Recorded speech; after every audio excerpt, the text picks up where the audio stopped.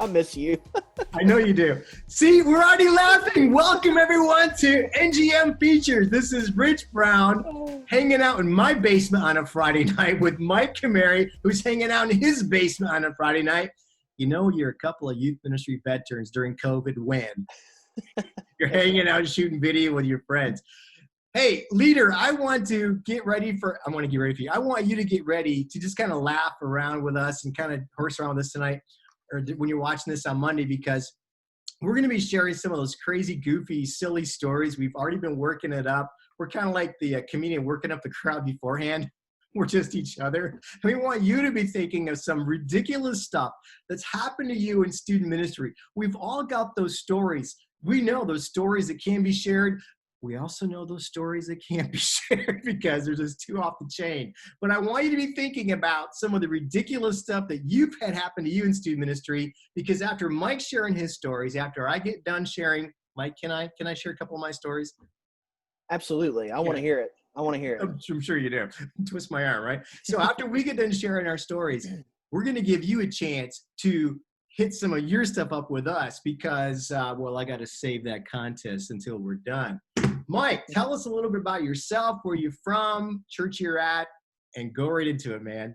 Yeah. So my name's Mike Camire. I'm the next gen pastor at Parkway Baptist Church right outside of Richmond, Virginia. So I oversee student ministry and college and young pros ministry there. I've been on staff full-time there for 12 years and actually started going to the church when I was a junior in high school. So I have been there since the very start of the church, and it's been neat to see how God has done just incredible things over the years. And so one of the things that we do at Parkway with our students is we try to take an international mission trip every summer to just expose students to an international context and really just to show them that God truly does work beyond the borders of our state of Virginia or just our country, but really God's at work all around the world. And so I took a first timer with me 2 years ago to the city of Santiago, Chile, down in South America. And so he was all excited, and I love this kid to death. He's been a faithful member of our ministry from sixth grade till when he graduated just this year. And God's done an incredible work in his life.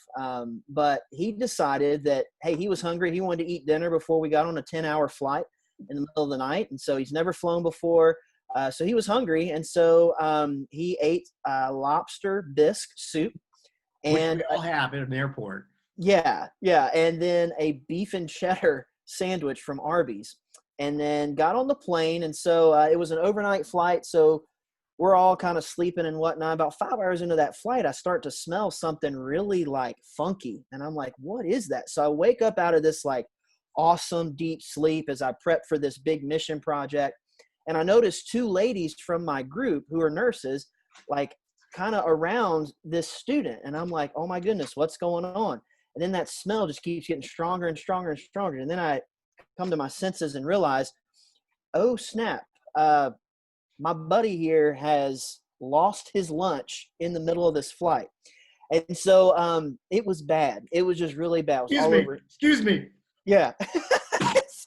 That's exactly what he didn't do. So it's all over him, all over the seat in front of him, on the floor. And so the head flight attendant comes to me because they pointed to me because I was the leader of the group. And he said, sir, are you the leader of the group? And at that moment, Doc, I wanted to say, absolutely not. I don't know these people, but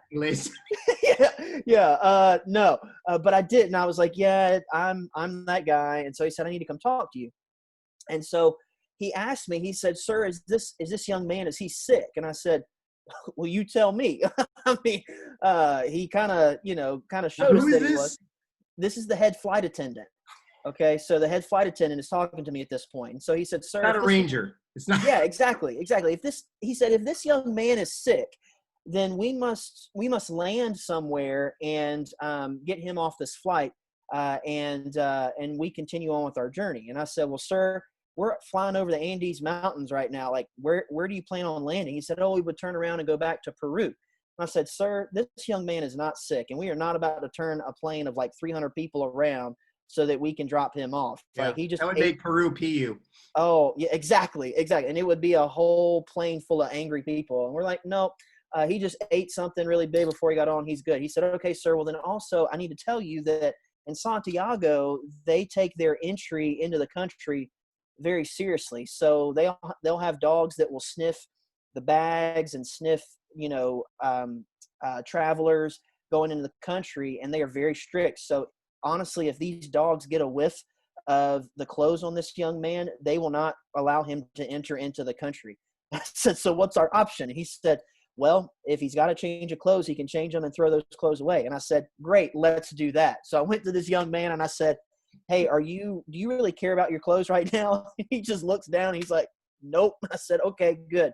Do you have a change of clothes? He said, yep. So he went to the bathroom, changed his clothes, threw his old clothes out. The unfortunate thing is he didn't throw Mike, I'm sorry. You could have totally played this up. Bro, you got two choices. You either change or we're throwing you out. Pretty much. I mean, that's essentially, yes, it's essentially what was said. So unfortunately, he didn't throw his shoes away because the only shoes he had were the ones that he was wearing.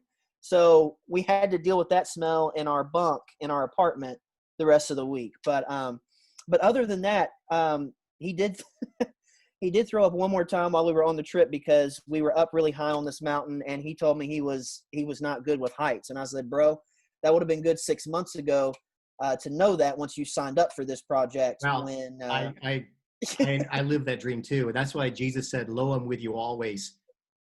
High, you're on your own. Exactly. That's the Rich Brown version. So yeah, there you go. So that was a crazy trip. His nickname ever since he was in 6th grade was Cheeks. We called him, his name was Josh, so we called him Jay Cheeks. No, I know. So yeah, so that after that trip, his name changed to Jay Chunks, and so that was a big joke in our student ministry. But he's an awesome guy, man. That trip just like totally changed his life and just opened his eyes up to God on a global level, and he's doing great now. He just graduated high school, planning on going to college in the fall, and so just really proud of that young man. But just a funny story of taking him on a project. So what about you, Doc? I know you've probably got like so many stories.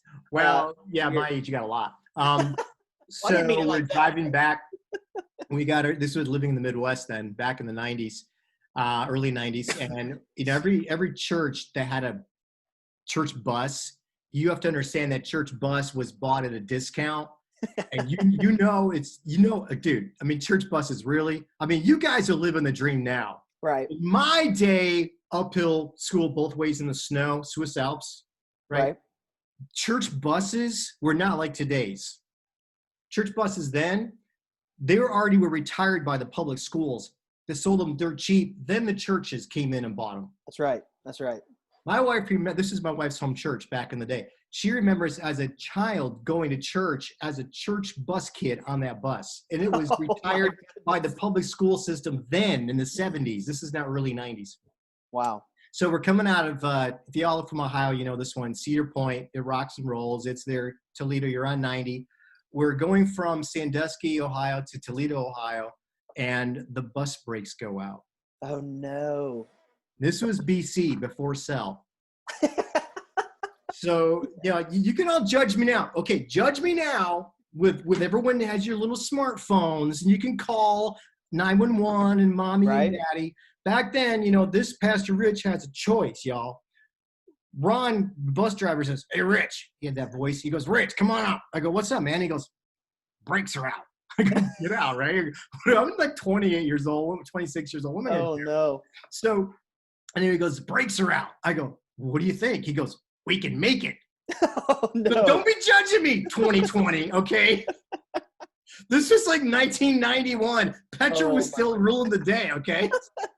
So we're on I-90. It's getting dark, right? So I'm thinking if we pull off, if your minds are older, you get it. You don't know who's going to stop to help you. Is it not just Creeper Joe, but is it Freddy Krueger? You don't know who's going to stop to help you. I got 45, 50 students on a bus. We got hotel reservations at the next exit, Toledo, Ohio, 15 miles away. I go, can we make it? He goes, oh, no. I think we can. Oh, my goodness. So he just kind of slowly kind of stops and goes and, hits the gas. Can't hit the brake. There ain't nothing there, baby. He does the gas. He backs off the gas. Thank God almighty that no one pulled in front of us or a deer or Bro. or, Freddy Krueger or whatever. So Yeah. anyway, Sasquatch. So we actually pull off town, and he worked it out so well. I mean, shout out, the man's in heaven now, but shout out to Ron, the bus driver. He actually Wow. kind of slowly got us around different blocks and basically descended us. So we get off the bus, and of course, I kissed the ground. So we get off the bus, and then explaining to students what happened. And looking back, it's like, you could totally judge me and think, you should have done this differently. And I've shared this story in class over the years of what not to do. But to this day, I don't know what I would have done different without having a cell. It's going to be dark. You have students on buses. You're walking in the dark on I-90. Yeah. So we just took rolled the spiritual Calvinist dice. Okay. So there you go. No, now, that's awesome. That's one. Then I had this guy. Yep. Y'all have students that are EGRs. Extra grace required. Yeah. Extra grace required. We all have EGRs. And I had one when I was living in Ohio. And he wasn't like the coach calling somebody in from the bullpen. That's baseball. He was he was the guy that was always, as soon as you've been finished, you got a bunch of students talking to you. He bumps up to the front, knocks the other people out of the way. Hey, Rich. You know the tapper? Do you guys know? Do y'all have a tapper? Oh, yeah. We're at our youth convention. It's been a long week. I've been having this the whole week.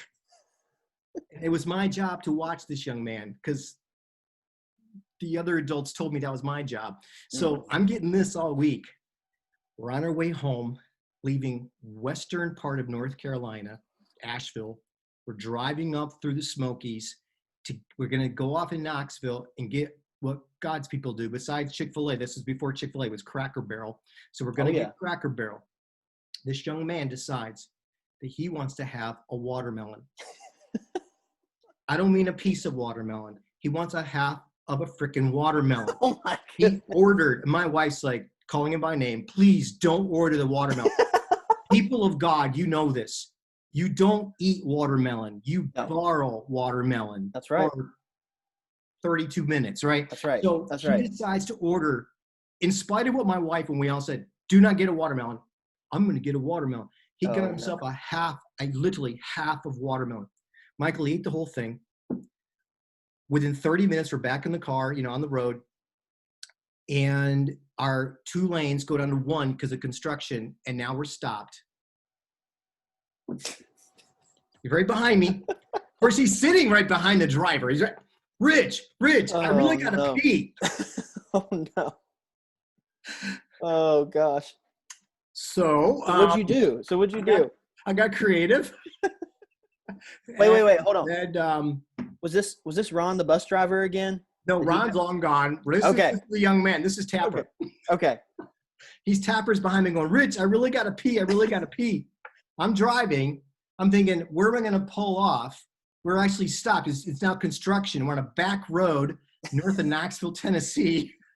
And I decide that where the Spirit of the Lord is, we're going to sing a song. Oh, no. So I did. Don't be judging me. Okay, maybe that much. Yeah. I decided to sing one of those beautiful worship songs of the 1980s that carried through into the 90s. Okay. I've got a river of life flowing out of me. Oh, no. Makes the lame to walk, makes the blind to see. Opens the motion. Lord sets the captives free. And I got a river of life flowing out of me. Spring up, oh well. Gush. And he's like, stop! No, I gotta pee! No. Oh my goodness. What happened to him? What'd he do? Well, he did. We actually were able to stop, and he did a little trot across the field someplace. Oh my goodness. Like, oh my goodness. That's crazy. Now. That's crazy. And that was only in my 20s.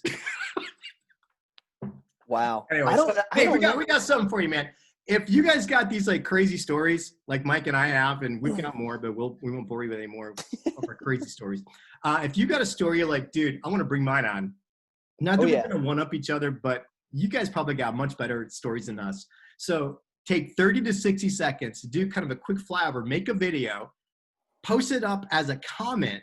Mm-hmm. And then Mike and Ethan and Peter and I, our 3 senior advisors and myself, we're going to kind of look over them and we're kind of say, okay, this one's got some good optics. We're going to go with this one. We're going to actually have you on as one of our features. We're going to record you telling the whole story. Mike, what do you think?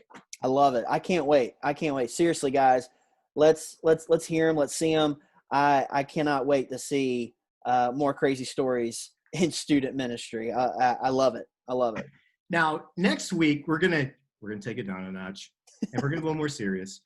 Mike's been in his home church since the beginning of this home church, and Mike's in a good Southern Baptist church, which means Mike's been in that church 159 years. Okay, maybe not, but his Southern Baptist years, 15 or so years old, and Mike's been in the same church as a teenager. They then asked him to help start the youth ministry. He's been there ever since, actually as the full-time student pastor. So next week, we're going to look at this conversation of longevity in ministry, even like the beauty and the benefit and the power of staying there, not just in student ministry, but staying even in the same location, and some of the rewards and benefits of that, other than just ridiculous stories. Mike, take us home. What you got for us? And you finish this out. Yeah, no, I'm grateful. Yeah, I'm excited to dive into that as well, but also excited about Next Gen Matters, and excited about what all that ministry has to offer. And so don't forget, we've got a webinar coming up on August 27th. So check that out. Love for you all to be a part of that. Man, we're just in this together. And I think that's what's awesome. We're in this together to reach this next generation for Jesus Christ and disciple them to be lifelong followers of Jesus. So appreciate it, Doc. Had a great time, great stories. And I look forward to hearing from everyone else about their crazy stories in ministry. So, Amen. Remember, y'all, what you do matters, because students matter, because the gospel matters. Have a great week. Now that was a lot of fun. I hope you enjoyed it as much as we did shooting it. Hey, we really do mean it. Give us your best story, 30 to 60 second flyover version, and who knows, maybe you'll be chosen to be on one of our NGM features. Coming up next Thursday, August 27th, our free webinar relaunching our student ministries, what can we do and what must we do. Join myself as Ethan, Peter, and Mike are all together for a panel discussion. We hope you can be part of it. It's free, but you do have to register on the Facebook page. Finally, NGM Focus. This is our last week of our first series as we've been looking into ministry transitions. Hope you can join us. Register today.